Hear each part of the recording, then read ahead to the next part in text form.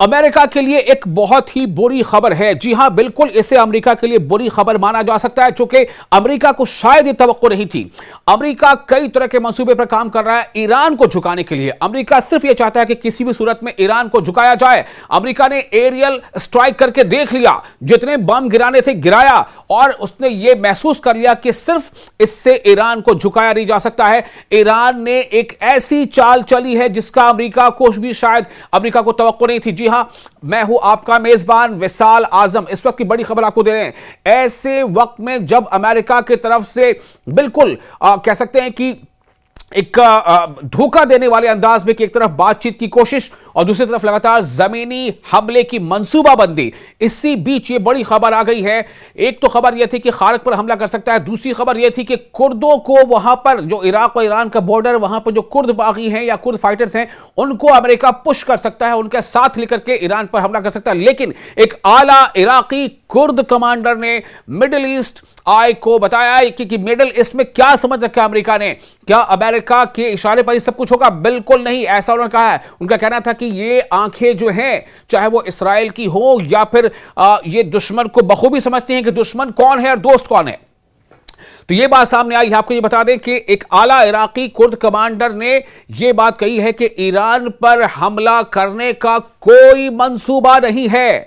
उसकी अफवाज का ईरान पर हमला करने का कोई मंसूबा नहीं है। यह बहुत बड़ी एक झटके से कम नहीं है। यह बहुत बड़ी एक खबर है जो अमेरिका को चैन नहीं लेने देगा। अमेरिका बेचैन हो जाएगा, क्योंकि अमेरिका इन्हीं के सहारे से प्लानिंग कर रहा था कि ईरान पर हमला किया जाए। लेकिन एक बहुत बड़ी बात से करने जा रहे हैं। आपको बताया कि आला इराकी कुर्द कमांडर ने बताया है कि अफवाज यानी उसकी जो फौजें हैं वो ईरान पर हमला करने का कोई मंसूबा नहीं रखती, लेकिन वो उनकी चौकियों पर ईरानी हमलों से सख्त तंग आ चुका है। यह भी बताया उन्होंने कि ईरानी हमले जो उनकी चौकियों पर हो रहे हैं, इससे थोड़ी परेशानी है। लेकिन जैसी की बात सामने आ रही है कि यह बखूबी अंदाजा है कि दुश्मन सही मानों में कौन है और दोस्त कौन है। तो ये पेशमर्गा के मेजर, जी हां, पेशमर्गा जो इलाका है, पेशमर्गा के मेजर जनरल और करोड़पति ताजिर सरवान बजरानी ने कहा है कि जब से 28 फरवरी को ईरान के खिलाफ अमरीकी इस्राएली जंग शुरू हुई है, इराक के कुर्दिस्तान खित्ते को तकरीबन 430 ड्रोन और मिसाइल हमलों का सामना करना पड़ा है।